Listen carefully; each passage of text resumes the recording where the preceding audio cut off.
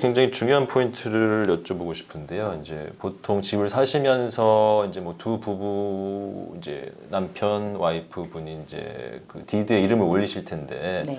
거기에 있어서 그 소유권의 방법에 대해서 여쭤보고 싶어요. 이제 우리가 익히 하는 뭐 조인 테넌시라던가 뭐 테넌시 인 커먼 네. 그런 차이가 어떻게 지는지, 그 다음에 어떤 상황에서 어떤 소유권으로 이걸 등록을 하는 것이 뭐 맞는 건지 아니면 더 좋은 것인지 그런 것들 좀 한번 말씀을 드리고 싶습니다. 굉장히 좋은 질문이에요. 예. 이게 굉장히 중요한데 두 가지로 이제 그 소유권이 지정이 되는데요. Joint tenants with right of survivorship이라는 게 있고요. 예. tenants in common이라는 게 있어요. 예. 조자에서는 Joint tenants with right of survivorship이라는 그 랭귀지를 워런티 디드에 넣지 않으면은 그냥 자동적으로 tenants in common이에요. 이게 이제 굉장히 문제가 될 수가 있는 게 부부가 이 집을 이제 같이 소유를 하는데 joint tenants with right of survivorship이라는 그 랭귀지가 디드에 있으면 한 분이 먼저 돌아가시면 자동으로 나머지 분이 그 소유자가 되는 거예요. 그렇기 때문에 뭐 법원에 그런 그 유산 상속 과정을 거치지 않고도 남은 분이 이렇게 집을 파셨을 때 문제가 없어요. 근데 이 랭귀지가 없으면 어떻게 되냐면은 그 자동 상속이 안 되는 거예요. 그렇기 때문에 50대 50 반반 소유주이기 때문에 한 분이 돌아가시면 그 한 분의 그 소유권을 가지고 유산 상속 절차를 밟아야 돼요.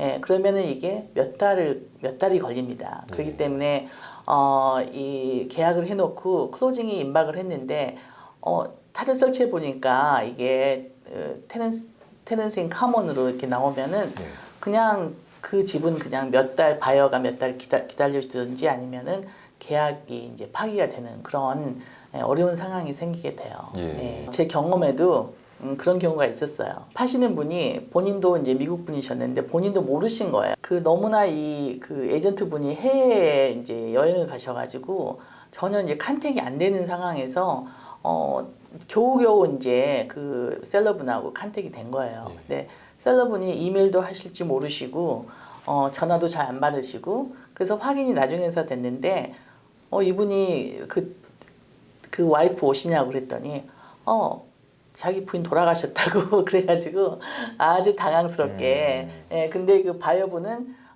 다른 주에서 이미 이사를 오고 계시는 중이었습니다. 그래가지고 아주 애를 먹었던 적이 있어요. 그래서 파시는 분들은 반드시 본인의 디드에 어떻게 됐는지 한번 확인하실 필요가 있고요.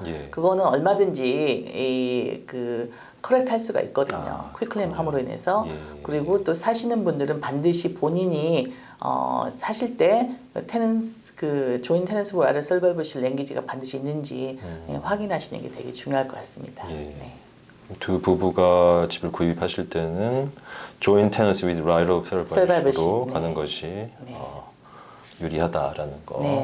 지금 이 영상을 보고 계시는 분들도 본인들의 그 디드를 한번 확인해 보세요. 그래서 간혹 가다가 예전에 아주 또 그 서프람 오기 전에 이 아틀란타 굉장히 핫했거든요. 그래서 그때 뭔가 이렇게 퀄리파이가 안 되는 변호사들이 클로징 한 경우도 많아요. 그래서 이 랭귀지 자체를 아예 안 넣고 하신 분들이 많거든요. 생각보다 많아요. 그래서 나중에 이제 뭐 파실 때 그런 두 분 다 이게 건강하게 살아계시면 전혀 문제가 없지만 그렇지 않는 경우 문제가 생길 수 있기 때문에 한번 본인이 가지고 계시는 그 디드를 한번 확인하시는 게 아마 좋을 것 같습니다. 이제 클로징 스테이트먼트에 보면 여러 가지 뭐 수많은 피들이 있지 않습니까? 뭐 오늘 그 내용들을 하나하나 다 짚기에는 이제 시간이 부족하고요. 그 중에서 이제 몇 가지 저희가 짚어보고 싶은 게 뭐 레코딩 피라던가 트랜스퍼 텍스, 그다음에 뭐 인텐저블 텍스에서 이렇게 또 세금이 부는 게 있는데 요 세 개에 대해서 설명을 한번 들어보고 싶습니다. 예전에는 조자에서 레코딩 할 때 등기 비용이죠. 등기 비용이 첫 번째 장은 10불, 그 다음에 장수대로 장당 2불 이렇게 했어요. 그러다 보니까 좀 문제가 많이 생기더라고요. 그래서 이 계산법도 그렇고 그렇기 때문에 아예 재작년부터인가 그냥 이거를 픽스 피로 했어요. 예, 25불. 네, 그래서 워런티 디드든 뭐 퀵클레임 디드든 스키리 디드든 그냥 원 인스트루먼에 25불 이렇게 딱 세트로 했고요. 예, 그래서 보통은 워런티 디드랑 스키리디 디드가 이제 등기가 되는데 그러면 등기 비용은 한 50불 정도 생각하시면 되고요. 간혹가다 60불이라고 돼 있는 거는 그건 왜 그러냐면은 GRMA 그러니까 조자에 또 피를 내야 돼요. 예, 10불. 이거는 이제 융자하실 때 있는 일입니다. 그래서 10불 더해가지고 60불 정도로 그렇게 그 표기가 되는 경우가 많고요. 그리고 집을 사실 때 조자에서는 또 트랜스퍼 텍스라고 하는데 그게 굳이 한국말로 이렇게 번역을 하자면은 취득세예요. 그래서 집을 사실 때 본인이 사시는 집에 관해서 원타임 텍스, 그러니까 세금을 내시는 겁니다. 예, 근데 이 금액은 집 가격의 0.1%예요. 네. 그리고 이제 또 인텐지블 텍스라는 게 있는데요. 또 융자를 할 때마다 또 융자 금액에 대한 또 한 번 내시는 세금이 있어요. 이것도 융자 금액의 0.3%입니다. 이거는 집을 구입하실 때 융자가 있으면 거기에 이제 찰지가 되는 거고요. 또한 또 집을 재융자하실 때, 네, 그러니까 융자하실 때마다 내시는 세금입니다. 예. 네. 근데 이제 많은 분들이 조금 못마땅해 하시는 게 인텐저블 텍스 같아요. 네. 이게 타주에는 없는 주도 있는 거로 알고 있거든요. 근데 이 네. 동남부 쪽에서 이 인텐저블 텍스를 특히 네. 이제 조지아는 확실히 네. 내야 되는 거지 확실히 내야 않습니까? 됩니다. 예, 그래서 네. 아니 내 돈 주고 내가 융자하는데 왜 네. 또 텍스까지 내야 돼? 하는 이제 그런 이제 표현을 네. 하시는 분들이 간혹 계시는데 네. 재융자 하실 때도 내셔야 됩니다. 네, 재융자 하실 때도 내셔야 됩니다. 알고 계시고요. 네. 이것도 사실 타주에서 오시는 분들한테는 조금 새로운 내용인데 홈스테드 이그젬션이라 그래서 타주에 계신 분들이 난 그런 이그젬션이 있는지 몰랐는데 여기서는 뭐 그걸 어플라이 하면은 어떤 세제 혜택이 있다고 하는데 그게 뭐죠? 하고서 문의하신 분들도 네. 계시고 사실 저희 사무실 같은 경우에는 이제 홈스테드에 꼭 가입을 하시라고 집을 사신 분들한테 항상 연락을 드리는데 그 홈스테드 이그젬션이 뭔지 그거에 대해서 한번 설명을 들어볼까요? 네네. 홈스테이 exemption이라는 것은 그 본인이 거주하시는 집에 관한 그 재산세를 좀 디스카운트 받으실 수 있는 프로그램이에요. 예, 그래서 거기서 반드시 거주를 하셔야 되고요. 네. 이거는 이제 그 카운티마다 다 달라요. 그 적용하는 그 방법이. 본인이 거주하시는 집이라고 그거를 이제 신청을 하시는데 사실 신청서는 굉장히 간단해요. 예. 네. 한 번만 하시면 되고요. 예, 한 번만 하시면은 본인 이름으로 그 소유하시는 기간 동안은 계속 그거를 디스카운트를 받으시게 돼요. 예. 네. 본인은 프라이머리 레지던스로 네, 등록하실 프라이머리 경우 네, 네. 프로퍼티 네. 텍스에서 좀 디스카운트를 받으신다는 거 네, 그렇게 네. 보시면 되고요. 제가 조금 더 하자면은 남편과 부인이 각각 집을 한 채씩 이거를 홈스테이 exemption을 어플라이 할 수 있느냐는 질문을 많이 받아요. 대답은 노입니다. 그래서 부부가 한 집, 부부가 거주하시는 집, 예. 예.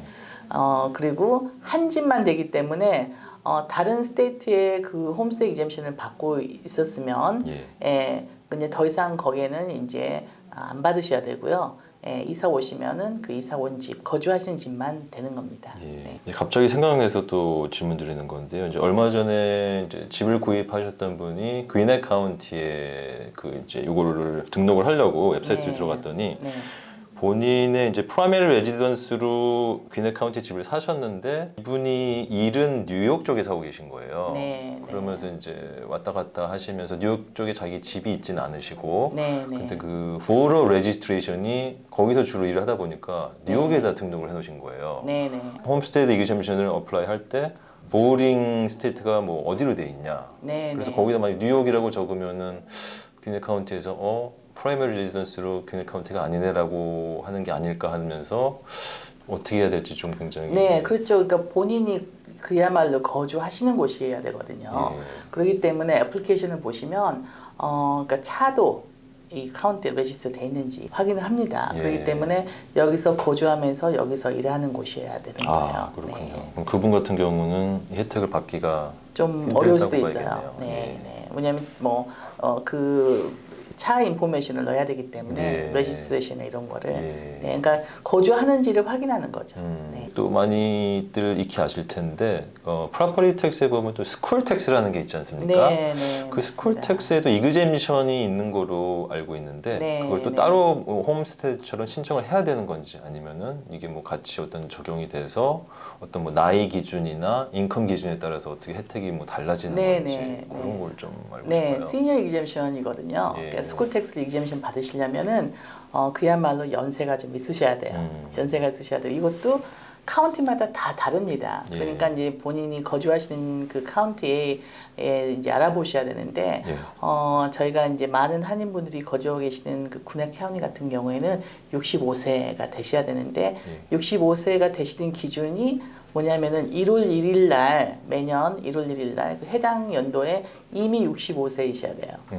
그래서 3월이 생일이셔가지고 올해 이제 뭐 올해 되셨다 그러면 네. 올해는 안 되시는 거고 그렇군요. 내년에 예. 내년에 하시면 되고요. 인컴 리ኳ이먼트도 물론 있어요. 예. 네, 그래서 반드시 이게 이제 또 매년 달라지고요. 그렇기 때문에 반드시 문의를 먼저 하시고 또 구비 서류가 있어요. 예를 들면 텍스 리턴 같은 거, 예, 그거를 가지고 이제 신청을 하셔야 됩니다.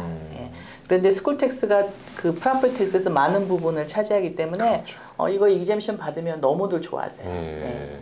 그러면 이것도 역시 홈스테이처럼 별도로 신청 네, 별도 절차가 있는 신청하셔야 거네요. 돼요. 네, 또 한 번만 하시면 되고요. 예. 또 팁을 드리자면은 소유주가 뭐 한 분 이상인 경우, 두 분인 경우, 두 분 중에 한 분이라도 네, 65세가 되시면 그렇군요. 신청하실 수가 있어요. 신청할 자격이 되는군요. 네. 예. 좋은 아주 팁이 되겠습니다. 네. 두 분 중에 한 분이라도 65세가 넘으시면은 네. 스쿨 이그젬션 신청하실 수 있다라는 거 꼭 알고 계시고요.